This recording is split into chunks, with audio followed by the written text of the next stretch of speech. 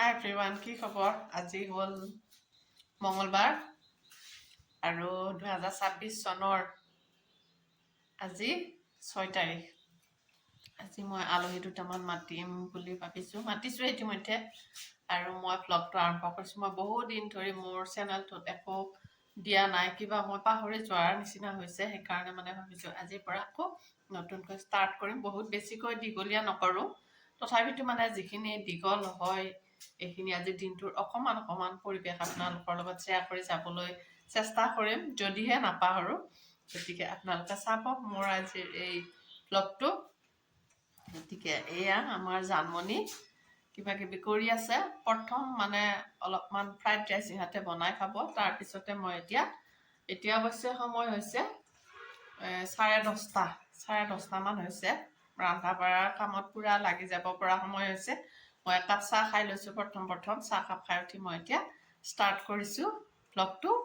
আৰু লগতে মোৰ কামো আৰম্ভণি কৰিব খুজিছোঁ। মই চব্জি তৰকাৰী আলু বাকী চববিলাকে মই ইতিমধ্যে ঠিক কৰি থৈছোঁৱেই। কেৱল মাত্ৰ মাছ মাংসখিনি আহিব আছে।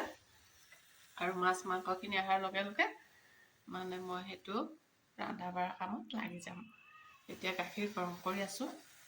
মই গাখীৰ দিয়া চাহ একাপে খাই ল'লোঁ বাৰু। আৰু সেই চাবচোন বাৰু।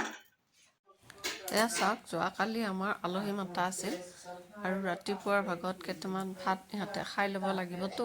সেইকাৰণে এয়া ফ্ৰাইড ৰাইচ বনালা। আমাৰ জানে বনাইছে বাৰু ফ্ৰাইড ৰাইচটো। এইকেইটা ইহঁতে দুয়োটাই খালে। তাৰপিছতে মই পাকঘৰতে আছোঁ, ইটো সিটো কাম কৰিয়ে আছোঁ। যোগাৰখিনি আগতীয়াকৈ কৰি ল'লেহে চবখিনি কাম কৰিব পাৰি। আৰু এয়া চাওক, মাছ চাছবিলাক ধুই নিমখ হালধি সানি ভাজা চাজা কৰিবৰ কাৰণে ৰেডি হৈছোঁ। ইফালে কেৰাহীত তেল গৰম হ'ব দিছোঁ আৰু সেইখিনিত মাছটো বহাই দি মাংসটোৰ কাৰণে আহিছোঁ। মাংসটো আপোনালোকে ধুৱে নে নুধুৱে বাৰু? মই হ'লে মাংস চাংস আনিলে সেইখিনি আগতে অলপমান ধুই টেষ্টটো গুচাই লওঁ। আৰু এয়া খাহী মাংস, একদম বহুত তেল আহিছে। মাঘৰ বিহুৰ মাংসৰ নিচিনা হৈছে, একদম বহুত তেলাল মাংসটো। আৰু খায়ো বহুত টেষ্টি হৈছিলে। আৰু এয়া চাওক, মাংস ধোৱা সময়খিনিতে মাছখিনি প্ৰায়খিনি হওঁ হৈছে।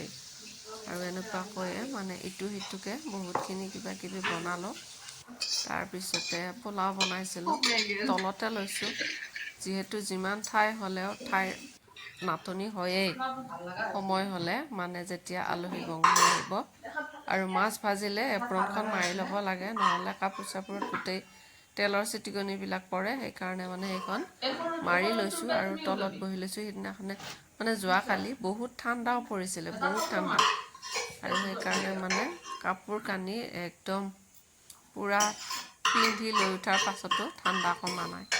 আৰু এয়া পোলাওটো কুকাৰতে হুইচেল এটা দি থৈ দিছোঁ। আৰু কালি দিনটো অৱশ্যে ভালে গ'ল। সেইখিনি ভাবিছোঁ ইউটিউবত থৈ দিওঁ। মই আগতে ইউটিউবটো বহুত ভালকৈ প্ৰায় সদায়ে দি আছিলোঁ। এতিয়াহে মোৰ অলপমান বাদ পৰিছে। ইফালে গ'লে সিফালে নোহোৱা হয়, সিফালে গ'লে ইফালে নোহোৱা হয়। ফেচবুকতো অলপ মাজে মাজে কেতিয়াবা ফটো চটো দিয়া হয়। সেইকাৰণে গোটেইখিনি কৰিবলৈ কেতিয়াবা মই গোটেই সময়ে নাপাওঁ। আৰু এয়া চাওক, এতিয়া মাংস বনাম। ডাঙৰ কেৰাহীটো পাতি দিছোঁ, ৰ'দটো অলপ আহিছে। বেঙেনা ফ্ৰাই কৰিম বুলি ভাবি আছোঁ বেচনেৰে। মাছৰ জোলটো হৈ গ'ল, তৰকাৰী মাছৰ জোল হ'ল। দালিটো হ'ব আছে। দালিটো অলপ লাহে লাহে বনাম, মুগৰ দালি। আৰু এয়া মাংসৰ যা যোগাৰবিলাক হৈ আছে, কিন্তু লাইট নাই। মিক্সিত কিবা কিবি অলপমান পিচিবলৈও লাইট নাই, খুন্দনিটোতে পিচি আছোঁ। এইবিলাক জানে অলপ ভিডিঅ' কৰি ৰাখিছে। মই তাইক কৈছিলোঁ অকণমান ভিডিঅ' কৰি ৰাখা, সৰু ক্লিপ মেমৰিৰ কাৰণে থৈ দিওঁ বুলি ভাবিছোঁ। সেইকাৰণে এইখিনি অলপ ৰাখিছোঁ। আৰু যিখিনিয়ে চাহ বনাই আছে আৰু দুই এটা বাহিৰৰ পৰিৱেশো তাই মোবাইলত ধৰি ৰাখিছে। আৰু চাওক বাহিৰত সূৰ্যমুখী জলকীয়াৰ পুলি কেইটামান ৰুই থৈছিলোঁ আৰু 2-এটা জলকীয়া লাগিছে, কিন্তু এই জ্বলাডাল যে বহুত বেছি পৰিমাণৰ লাগে ভাল ঠাইত হ'লে, আৰু ঠাইখিনি বহুত বেছি সাৰ থকা নহয়, সেইকাৰণে মানে বেছিকৈ লগা নাই। হ'লেও লাগিছে 5-6টামান। আৰু এইডাল হ'ল নয়নতৰা ফুল। আৰু ৰন্ধা বঢ়াত লাগি আছোঁ,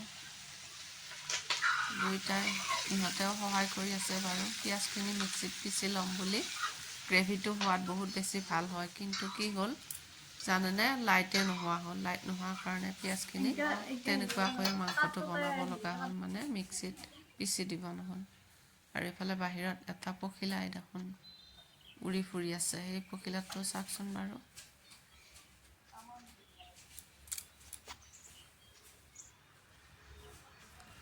আৰু এয়া চাওক পখিলা।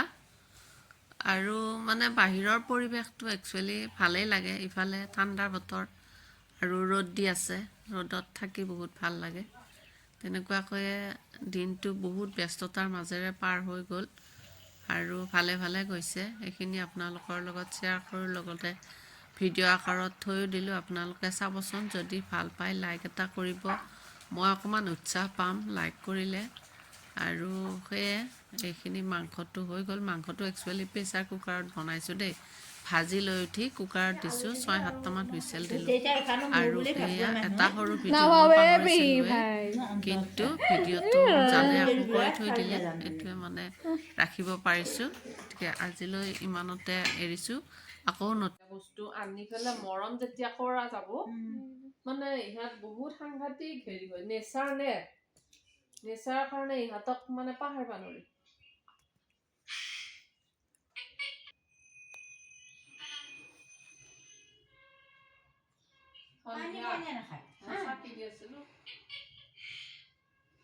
খাই পানী খাই এইডাল যিয়ে হেৰি পৰ্দাৰ